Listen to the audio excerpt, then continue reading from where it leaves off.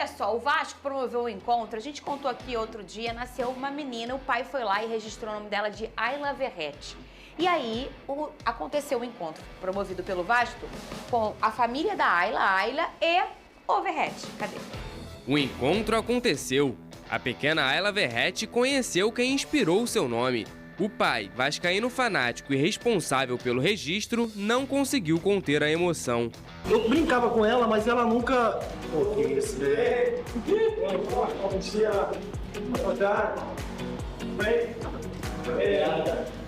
Muito obrigado, amigo. A mãe contou que no início não acreditou no feito do pai da criança. Quando ele mandou, eu falei, não, ele sabe como é que eu sou, ele não vai fazer isso. Aí eu vi o vídeo no status dele, porque ele não me falou que era verdade. Quando eu vi, eu falei, não. Na verdade, ela tá sem falar comigo ainda. A gente mora junto, tá junto, mas ainda tá meio assim... Tudo é complicado. Junto à família, Verrete falou da emoção de receber essa grande homenagem. Muito grato, muito emocionante. La verdad que a gente por aí não se dá conta do amor que a torcida tem por mim, mas eu tento devolver isso dentro do campo. E agora, depois desse encontro, será que o perdão vem? E aí, torcedor, eu devo perdoar ele? Ou se esse nome dará sorte ao time que ainda tem muitas projeções pela frente. Parabéns pro Verrete, hoje é aniversário dele.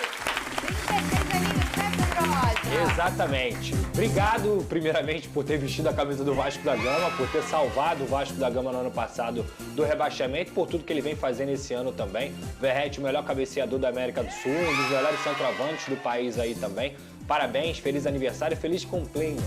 Muito bem. Relacionado já tem aí? Saiu a lista de relacionados também. Pro também. jogo do Vasco contra o Atlético Mineiro, o que tá diferente aí nessa lista? Na verdade é contra São Paulo, né? Porque joga amanhã no Brinco de Ouro, 9h45. Só que tinha essa expectativa, mesmo, Fernanda. o Galo é sábado, dia 19 de outubro. Isso, para saber se o Vasco iria com o grupo principal ou não, visando a Copa do Brasil. E o Vasco está com o grupo principal. 2 jogadores não foram relacionados nessa lista. O Jair, que vinha treinando normalmente, está no processo de transição final, tinha até uma expectativa dele ser relacionado para agora, mas ainda está numa última etapa e a tendência é que ele seja relacionado para a partida contra o Cuiabá. E o Vitor Luiz teve um problema muscular, um edema na coxa, e por isso também ele foi preservado para essa partida, justamente visando ao jogo contra o Galo. De resto, o grupo do Vasco principal vai viajar para Campinas para jogar contra o São Paulo no Brinco de Ouro, nesse Brasileirão. Você pensaria muito nesse jogo ou se fosse vascaína ou se eu fosse treinador? Você escutou o que eu falei pro Pedrosa no off antes do programa começar? Escutei. Ah, então tá. Então você foi bem na pergunta. Porque eu não levaria nenhum titular para esse jogo. Falei isso pro Pedrosa. Faria basicamente o que o Flamengo fez aí recentemente, quando não viajou para pegar o Grêmio com os principais jogadores. Eu deixaria todo mundo no Rio de Janeiro, o time titular inteiro no Rio de Janeiro. Não pensaria nesse jogo. Primeiro, não sei como que tá o gramado do Brinco de Ouro, vou ser bem sincero. Não sei se está um gramado ruim, se está em bom estado. Segundo, se o Vasco perder para o São Paulo, vai mudar muita coisa? Não é crise. Não. Estamos falando de um São Paulo que vai focar no Campeonato Brasileiro. O Vasco está de maneira bem tranquila no Campeonato Brasileiro, dentro das suas pretensões, não pensa mais numa queda para a Série B, está dentro ali do limite. Se perder esse jogo, no futuro, o Vasco pode correr atrás de pontuação para garantir, quem sabe, uma vaga na pré-Libertadores. Eu ficaria no Rio de Janeiro, inclusive com o Rafael Paiva, no Rio de Janeiro, treinando o time titular. E colocaria todo mundo pra dormir no negócio lá do Felipe Coutinho. Eu faria de fato isso, eu não tô brincando não. Olha, gente, o Vasco pode chegar na final de Copa do Brasil, gente. Talvez seja o jogo mais importante do Vasco nos últimos, 5 anos, talvez? Talvez não, eu tenho certeza, nos últimos 7 anos. Como é que vai? Eu tô contigo, Pra que você vai pro Brinco de Ouro? Você vai botar o Verrete no Brinco de Ouro pra jogar? Eu não botaria. Eu acho que, pensando no que eu conheço de comissão técnica do Vasco, tá? Ele levou o grupo todo justamente para o grupo todo treinar junto, para ele poder não despriorizar esse jogo, digamos assim, não cagar para esse jogo, podemos dizer assim no português mais claro, e aí ele levou o grupo todo. Se ele vai utilizar o grupo no jogo, eu acho muito difícil. Até porque não vai ter treino sexta, né? Vai ser oba-oba na visão do Pedrosa. Treino aberto é oba-oba. A gente já vai falar disso. Vai ter o treino aberto, afinal, não é isso, Pedrosa? Vai ter? Tá vai confirmado? ter o treino aberto. 9 horas da manhã, sexta-feira, São Januário. Olha a cara dele A Força Jovem divulgou esse treino aberto. Ontem eu mandei pra ele, Fernandinho, ó o oba-oba, hein? Olha só, Não é oba-oba, Pedrosa. eu não gosto. Eu adoro, acho massa. Eu não também. gosto porque é o seguinte, não é que eu seja contra o treino aberto, eu acho que é muito importante a torcida estar ao lado do clube, mostrar também para esses jogadores o que é a torcida do Vasco, dar a oportunidade para muita gente, principalmente com essa polêmica de ingressos, poder apoiar lá porque vai ser entrada franca, digamos assim. Então assim, isso tudo é muito legal. Mas com a semana do Vasco cheia, como é jogar contra o São Paulo na quarta-feira, o grupo todo lá, na quinta-feira praticamente não vai ter tempo para treinar, eu, no meu entendimento, falando de campo e bola, eu acho que o Vasco tinha que utilizar esse último treino para treinar pênalti, para treinar bola parada, para treinar uma jogada ensaiada, para treinar algo que vá fazer Já diferença. treinou!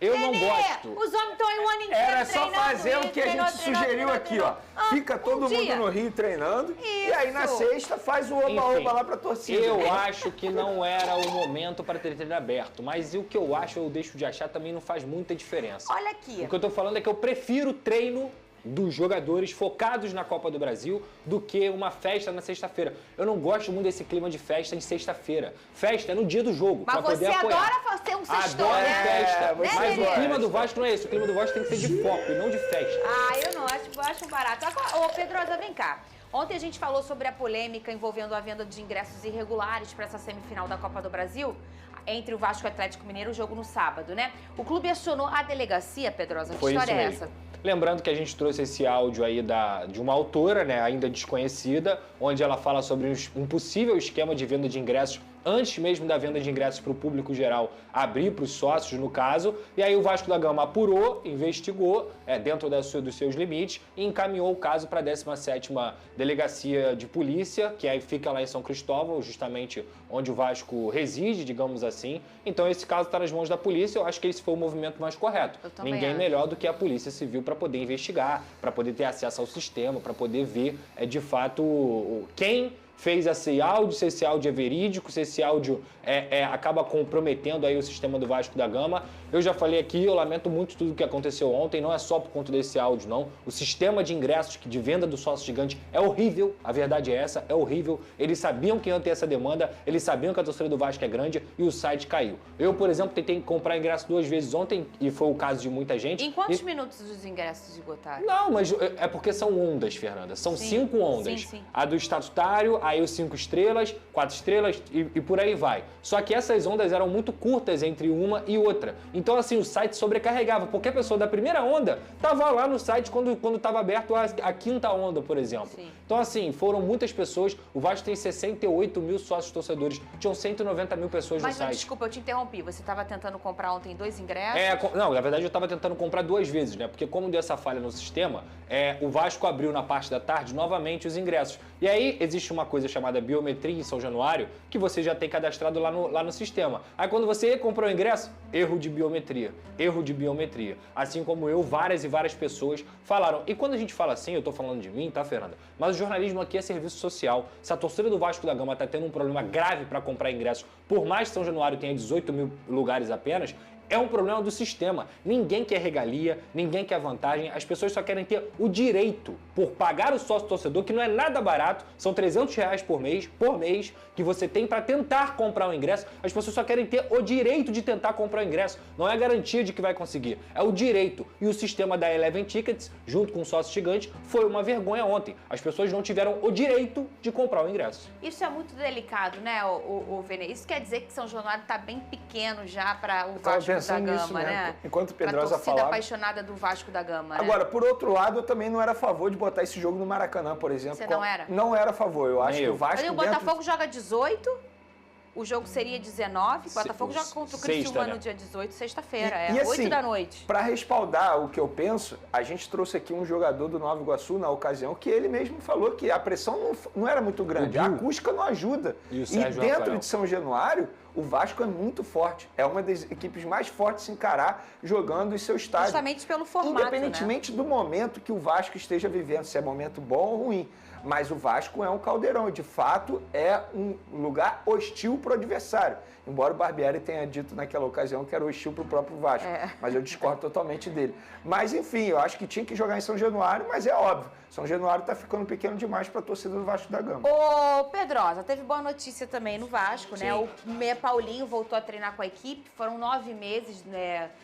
que separou o dia da lesão, né? Que tirou ele por parte da temporada e agora o jogador entrou nessa última fase de transição para voltar a jogar. Já tem uma previsão de retornar aos gramados, Pedrosa? Ele deve ficar mais um mês aí se preparando junto com o grupo. Mesma situação do Jair, né? O Jair, por exemplo, está há 3 semanas já treinando com o grupo do Vasco da Gama, mas ainda não foi relacionado. Vai completar um mês e vai ser relacionado, deve ser relacionado para a partida contra o Cuiabá. Então eu só penso no Paulinho aí bem naquela reta final de temporada mesmo, até porque ele tem que ganhar confiança. Uma lesão no ligamento cruzado anterior não é fácil, não é só sobre você estar recuperado. Muitas vezes está aqui, ó, de você não ter medo de uma dividida, de você não ter medo de fazer um movimento. Então, sem dúvida alguma, é um baita de um retorno. A gente espera que o Paulinho volte a praticar o futebol que ele tem. A gente fica alegre também pelo atleta voltar a fazer o que ele mais gosta, mas obviamente não tem por que criar nenhuma expectativa para 2024. Eu acho que o Paulinho e o Jair também são jogadores que vão agregar e muito em 2025. A gente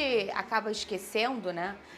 Porque foram 9 meses, é tempo pra cá. É uma gestação, nasceu um bebê, né? Exato. E pro retorno do Paulinho. Mas a gente precisa lembrar aqui pro torcedor, o do Vasco lembra, mas dos outros que assistem a gente, como que ele foi um jogador importante. Chegou, e a gente até brincou. Sabe como é que a gente sabe que o cara é bom? Porque os scouts do Botafogo Foi mesmo. Verdade. olhou o Paulinho Paula, né? É verdade. E ele entrou, trouxe a família que é toda vascaína, ele também, e começou a jogar uma bola muito redonda, Vini Casagrande. Não é à toa que durante esses 9 meses, olha a quantidade de vezes que a gente mencionou o nome do Paulinho, porque de fato é um jogador que faz muita falta à equipe do Vasco da Gama. E não é só pela titularidade dele, digamos assim, que ele era titular, mas também o Vasco tem uma opção. Por exemplo, quando o Hugo Moura ou o Cocão, enfim, jogadores da posição não tiverem à disposição, tem o Paulinho retornando. Então, querendo ou não, é um reforço caseiro. É assim que eu posso definir esse retorno do Paulinho, mas sempre lembrando ao torcedor. Não fique com uma expectativa muito alta que no primeiro jogo dele no retorno, ele vai voar, comer a bola e vai ser aquele Paulinho antes da lesão. Nunca se sabe.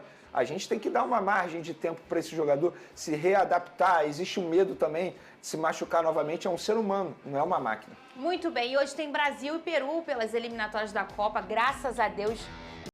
É isso aí, galera do Vascão, cara. Você quer assistir o vídeo tela cheia, ó, você vai lá, dá o zoom, você vai tirar essa face daqui, beleza? Só dá o zoomzinho aí, ó, pega o celular aqui, ó, faz assim, irmão, ó, já era. Tu vai ver em tela cheia, beleza? Eu também iria, né? Se eu fosse aí o Vasco, eu iria com time completamente reserva. Como diz o Lucas Pedrosa, é o jogo mais importante do Vasco nos últimos anos. Esse jogo contra o Atlético Mineiro, que, por incrível que pareça, começou a jogar bola. Começou a jogar uma bolinha agora no final da temporada. Tá jogando bem nas Copas. Então, o Vasco precisa entrar bem focado nessa partida aí. E eu acredito, tá, galera? Eu acredito em uma classificação, acredito em uma vitória do Vasco. Acredito até que o Vasco pode ser campeão. Principalmente se for o Corinthians que passar, né? Principalmente se for o Corinthians. O Flamengo, pelo menos os últimos 2 jogos do Flamengo aí deu para iludir, né? Mas futebol a gente sabe, ó. O Vasco fez 4, 5 vitórias ali, de repente agora já tá, ó, 3, 5, 6 jogos sem vencer. Aí tava, ó, vamos ver aqui, ó, o Vasco tava 1, 2, 3, 4, 5, 6, 7, 8. Tava 8 jogos sem perder. Agora já tá 6 sem vencer. Esses 6 são 3 derrotas. Lembrando que uma dessas derrotas valeu a classificação do Vasco para essa fase de Copa do Brasil, fase semifinal. E precisa, cara, eu acho que os caras devem estar fazendo isso, mas o Vasco precisa trabalhar nos bastidores para tentar com urgência vender essa SAF. Cara, quem não virar SAF vai ser engolido. Vão ser engolidos. O Corinthians está virando SAF. O Corinthians vai vender aí 1 bilhão e não sei quantos, cara. 1 bilhão, cara. E os caras de cara já vão montar uma máquina.